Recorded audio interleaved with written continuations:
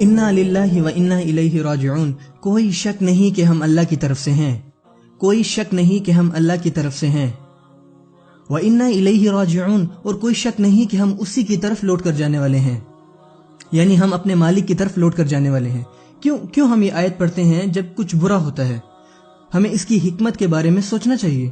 یعنی جب ہمیں کوئی مشکل پیش آتی ہے تو ہم کیوں کہتے ہیں انا للہ و انا الیہ راجعون؟ جب آپ کوئی بری خبر سنتے ہو اور جس لمحے آپ کہہ دیتے ہو انا للہ و انا الیہ راجعون، سب سے پہلے تو یہ جانیں اگر آپ ایسا کہتے ہو تو اس میں آپ کے لیے بہت قیمتی تحفہ ہے۔ اور یہ تحفہ کیا ہے؟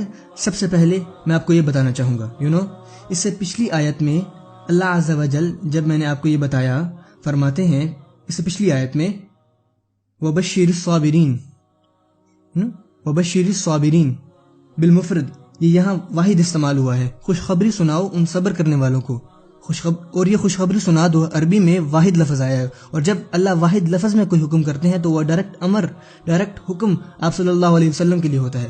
مطلب رسول اللہ صلی اللہ علیہ وسلم خود ان لوگوں کو خوشخبری سنائیں گے جو صبر کرنے والے ہوں گے۔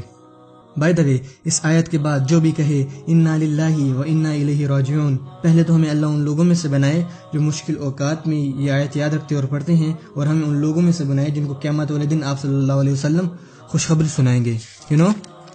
کیونکہ اس آیت میں رسول اللہ صلی اللہ علیہ وسلم مبارکباد دے رہے ہیں ان کو جو صبر کرتے ہیں، اور یقیناً ہم بھی وہ رتبہ پانا چاہتے ہیں۔ جب آپ کو آپ کے گھر والے مبارکباد دیتے ہیں تو ایک چیز ہوتی ہے، جب آپ کو آپ کے ٹیچرز مبارکباد دیتے ہیں تو ایک چیز ہوتی ہے، جب آپ کی گریجویشن ڈے پہ آپ کے ہیڈ ماسٹر آپ کو مبارکباد دیتے ہیں تو ایک چیز ہوتی ہے، لیکن جب رسول اللہ صلی اللہ علیہ وسلم مبارکباد دیں گے تو اللہ اکبر۔ اور یہ تحفہ ہے اس آیت میں۔ سو واپس چلتے ہیں انا للہ و انا الیہ راجعون پہ۔ میں آپ کو ایک مثال سے سمجھانے کی کوشش کرتا ہوں، ہو سکتا ہے کہ آپ کے مسائل بہت بڑے یا زیادہ ہوں میری لمیٹڈ امیجنیشن سے، سو آپ خود کے مسائل کے بارے میں سوچیں جب میں آپ کو یہ سمجھاؤں۔ سو میں گاڑی چلا رہا ہوں، نئی گاڑی خریدی اور مزے سے چلا رہا ہوں، اچانک گاڑی میں کوئی مسئلہ آ گیا، ابھی مجھے غصہ چڑھے گا، میں نے اچھے خاصے پیسے دیے تھے اس کے، یہ کیسے ہو سکتا ہے؟ میرا بہت سارا کام ابھی باقی ہے اور میں یہاں پھنسا ہوں، اور اوپر سے اے سی بھی کام نہیں کر رہے اور بہت دھوپ ہے، میرے دماغ میں یہی سب کچھ چل رہا ہے۔ سب سے پہلی چیز جو میرے ذہن میں آئے گی ایز اے بلیور، انا للہ و انا الیہ راجعون۔ کیونکہ میں اپنے آپ کو یاد دلا رہا ہوں میں پاگل ہو رہا ہوں اس گاڑی پر، کیونکہ یہ میری ملکیت ہے، یہ میں نے خریدی ہے، میں اس کا مالک ہوں، پر دراصل میں خود کو یاد دلا رہا ہوں میں کسی چیز کا مالک نہیں، میں خود کسی کی ملکیت ہوں، اللہ میرا مالک ہے۔ کوئی شک نہیں کہ ہم اللہ کی طرف سے ہیں۔ بھلا میں کسی چیز کی کیسے شکایت کر سکتا ہوں جب میں کسی چیز کا مالک ہی نہیں؟ آپ دیکھتے ہیں لوگ پاگل ہو جاتے ہیں جب وہ کسی چیز کے حقدار ہوتے ہیں، جب آپ کی باری ہوتی ہے، جب آپ مستحق ہوتے ہو، یعنی جب آپ کا فون، آپ کی گاڑی کام نہیں کر رہی، جب آپ کچھ ڈیزرو کرتے ہو، تب آپ کو کچھ نہ ملے تو آپ کو غصہ آتا ہے۔ لیکن اس آیت میں انا للہ آپ کو پتہ چلتا ہے آپ تو ڈیزرو ہی کچھ نہیں کرتے، I belong to Allah, Allah deserves, I don't. اس سے سارے ہی مسئلے حل ہو جاتے ہیں۔ ہر وہ چیز جو آپ کو اس دنیا میں ملی ہے وہ گفٹڈ ہے، اس میں کچھ آپ نے نہیں کمایا۔ تو جب آپ کو کوئی چیز نہیں ملتی تو آپ ریئلائز کرتے ہو چلو کوئی بات نہیں، ویسے بھی میری نہیں تھی۔ ہمیں اللہ نے ہاتھ دیے، اللہ نے ہمیں آنکھیں دی، اللہ نے ہمیں ناک دیا، اللہ نے ہمیں زبان دی، یہ تمام چیزیں اللہ کی ہیں، میری نہیں۔ سو اس زبان کا مالک میں نہیں، میں نے اس کے پیسے نہیں دیے، یہ سب کچھ اللہ کا ہے، انا للہ۔ سو اس آیت کا دوسرا حصہ دیکھیں اللہ نے کیسے حل دیے ہیں ہمارے مسائل کے، کیسی حکمت رکھی ہے اللہ نے اپنے کلام میں۔ دوسرے حصے میں ہے وَإِنَّا إِلَيْهِ رَاجِعُونَ، کوئی شک نہیں کہ ہم اسی کی طرف لوٹ کر جانے والے ہیں۔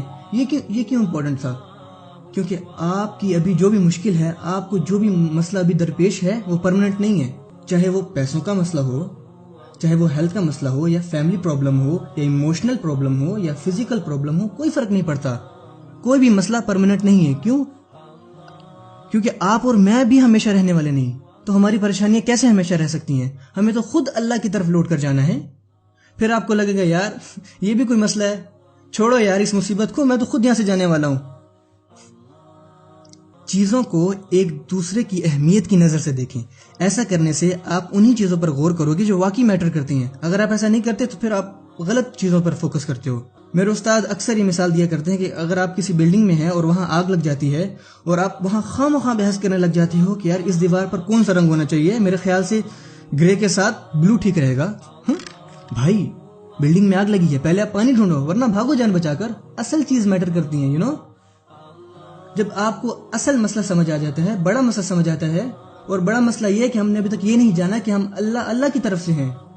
بعض اوقات آپ اور میں مشکل میں ہوتے ہیں اس لیے تاکہ اللہ ہمارے دلوں میں یہ بات ڈال دیں کہ آپ اور میں اللہ کی طرف سے ہیں، یا ہو سکتا ہے ہم پر یہ مشکل آ جائے تاکہ اللہ تعالیٰ ہمیں یہ تحفہ دینا چاہتے ہوں۔